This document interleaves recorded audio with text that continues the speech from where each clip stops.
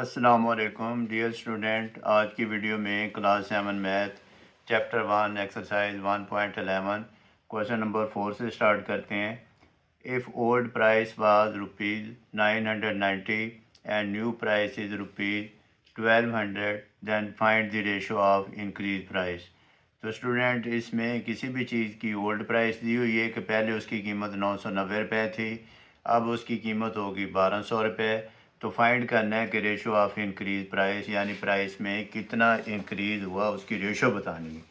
तो अब हम सॉल्यूशन में लिखेंगे, पहले हम लिखेंगे इसकी old price. Old price is equal to rupees 990। फिर हम इसकी लिखेंगे new price. New price is equal to rupees 1200। फिर हम लिखेंगे the required ratio,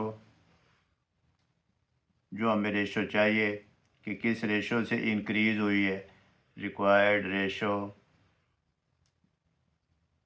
is equal to new price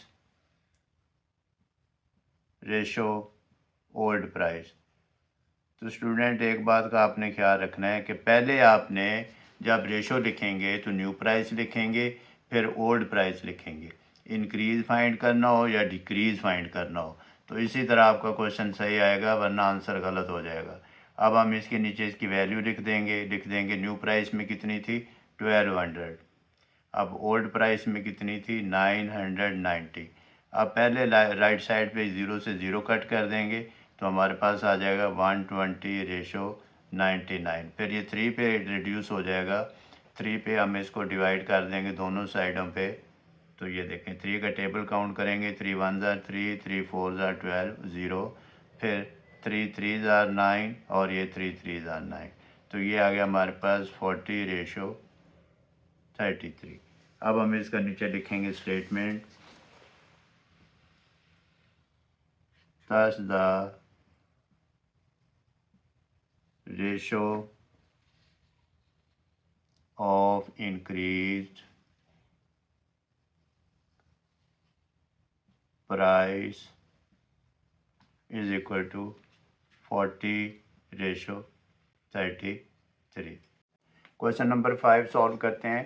if old price was rupees 1500 and new price is rupees 1300 then find the ratio of decrease price. जैसा कि आपको ऊपर question में नज़र आ रहा है कि पहले 1500 थी, फिर उसकी प्राइस 1300 हो गई, तो प्राइस डिक्रीज़ हो गई, रिड्यूस हो गई। अब हमने इसमें रेशो फाइंड करनी है डिक्रीज प्राइस की। तो अब हम सोल्यूशन में लिखेंगे,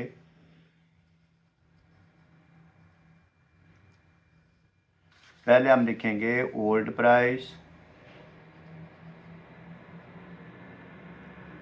ओल्ड प्राइस हमारे पास है रुपीज़ 1500। फिर हम लिखेंगे न्यू प्राइस, ये हमारे पास है रुपीज़ 1300। फिर हमने स्टूडेंट क्या फाइंड करना है, रेशो ऑफ डिक्रीज प्राइस। जो चीज़ फाइंड करनी है वो हम लिख लेंगे ratio of decreased ratio of decreased price. ये हमने क्या करना है, फाइंड करना है, तो क्वेश्चन मार्क लगा लेंगे।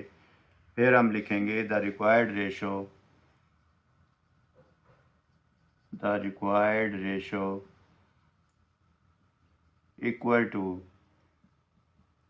पहले हम इसकी लिखेंगे न्यू प्राइस, फिर हम लिखेंगे ओल्ड प्राइस। ये ख्याल रखना है कि जब आप डिक्रीज या इंक्रीज कुछ भी फाइंड कर रहे हो तो पहले आपने न्यू प्राइस लिखनी है। New price ratio old price.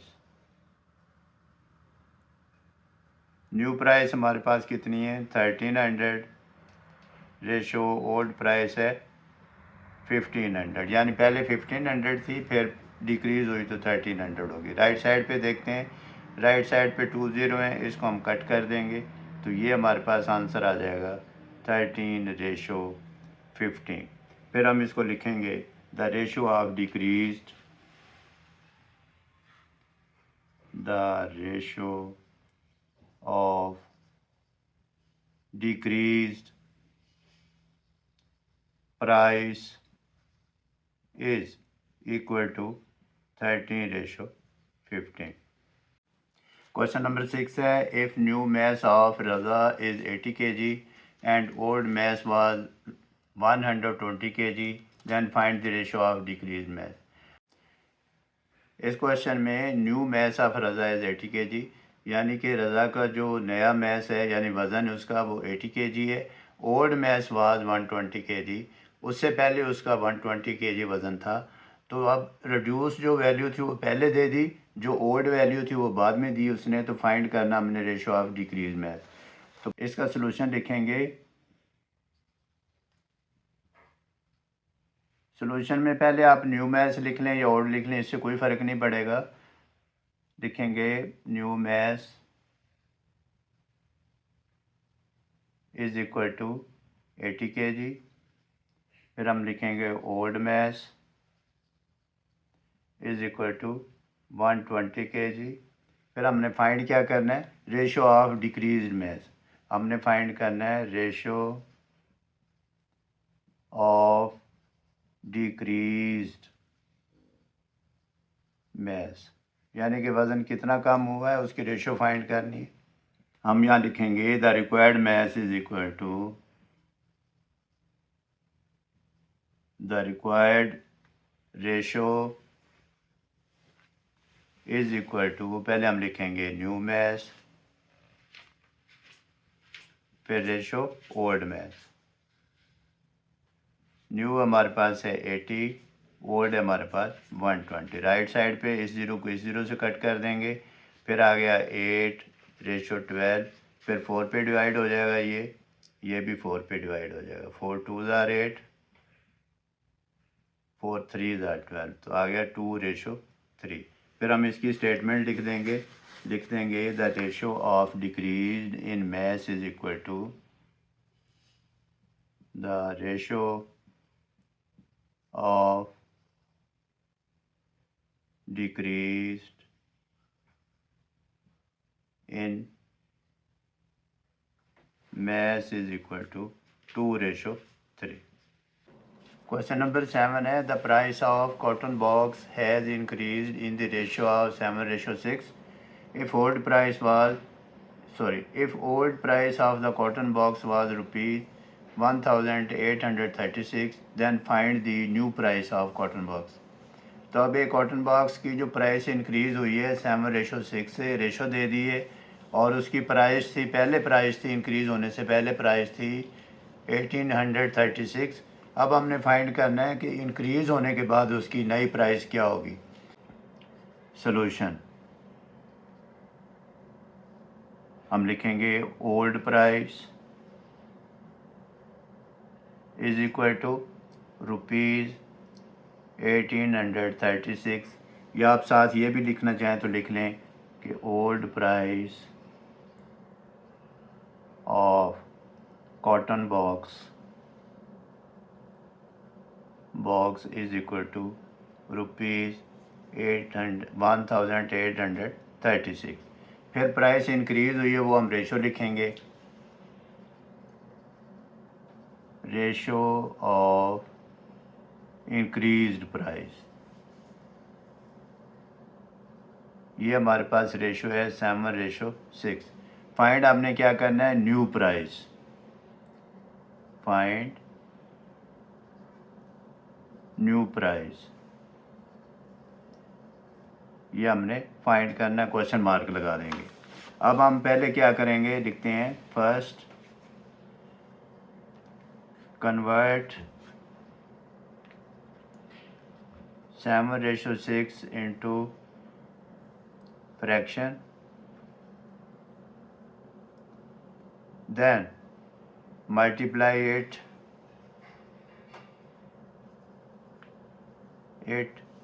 by 1836। अब हम करेंगे 7:6 इज़ इक्वल टू 7/6 मल्टीप्लाइड 1836। अब हम रिड्यूस करेंगे वैल्यू को, 6 1 ज़ार 6, 6 3 ज़ार 18, 0 आ जाएगा, 6 6 ज़ार 36 आ जाएगा। अगर आप ऐसे ना कर सकें तो 1836 को ऐसे 6 पे डिवाइड कर लें, 6 3 ज़ार 18, ये देखें ये ऊपर से 3 आ गया, डिवाइड नहीं होता, 0 पुट करेंगे, फिर ये नीचे 6 आ जाएगा, 6 6 36, तो ये आ गया 306। फिर हमने लिखा इक्वल टू 7 मल्टीप्लाइड 306, 306 को 7 से मल्टीप्लाइड करेंगे, 306 को 7 से मल्टीप्लाइड कर देते हैं, 7 6 42, 4 कैरी आ जाएगा, तो 4 वैसे ही आ जाएगा, 7 3 21। तो हमारे पास इसका आंसर आ गया 2142। तो हम लिख देंगे the new price of cotton box is equal to, after increasing, new price of cotton box is equal to ₹2142। तो स्टूडेंट इन क्वेश्चन की आप प्रैक्टिस करें, practice makes a man perfect. अपना बहुत सारा ख्याल रखिएगा। अल्लाह हाफिज़।